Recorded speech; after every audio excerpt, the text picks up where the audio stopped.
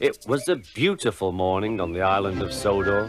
Thomas the Tank Engine's blue paint sparkled in the sunshine as he puffed happily along his branch line with Annie and Clarabelle.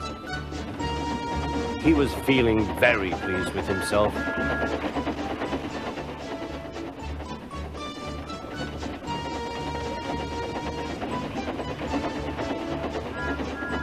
"Hello, Thomas," whistled Percy. "You look splendid." "Yes, indeed," boasted Thomas. "Blue is the only proper color for an engine." "Oh, I don't know. I like my brown paint," said Toby. "I've always been green. I wouldn't want to be any other color either," added Percy.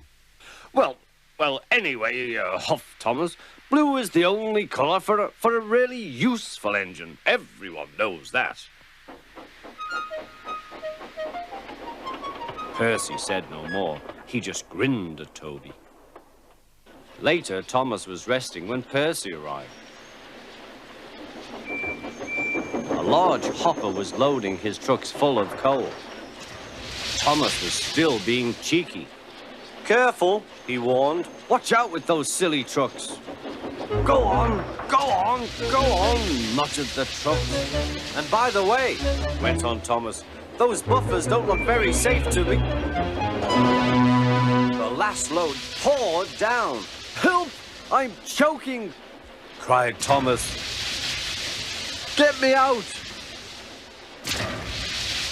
Percy was worried, but he couldn't help laughing. Thomas's smart blue paint was covered in coal dust from smoke box to bunker. "Ha ha," chuckled Percy. "You don't look really useful now, Thomas. You look really disgraceful." "I'm not disgraceful," choked Thomas. "You did that on purpose. Get me out."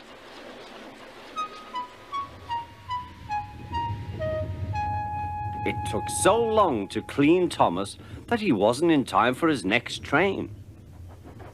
Toby had to take Annie and Clarabelle. "Poor Thomas," whispered Annie to Clarabelle. They were most upset.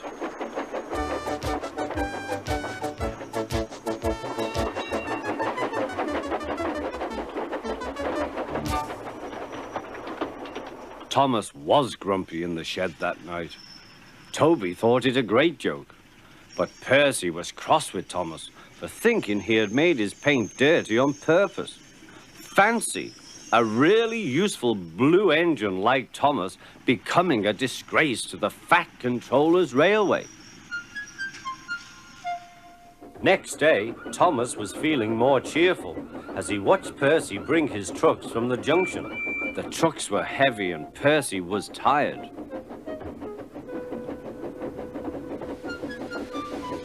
"Have a drink," said his driver, "then you'll feel better." The water column stood at the end of the siding with the unsafe buffers.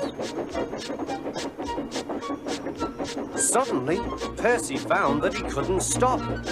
The buffers didn't stop him either. "Oh!" wailed Percy. "Help!" The buffers were broken and Percy was wheel-deep in coal. It was time for Thomas to leave. He had seen everything. "Now Percy has learned his lesson too," he chuckled to himself.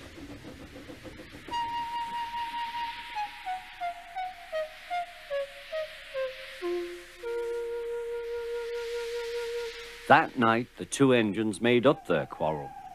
"I didn't cause your accident on purpose, Thomas," whispered Percy. "You do know that, don't you?" "Of course," replied Thomas, "and I'm sorry I was cheeky.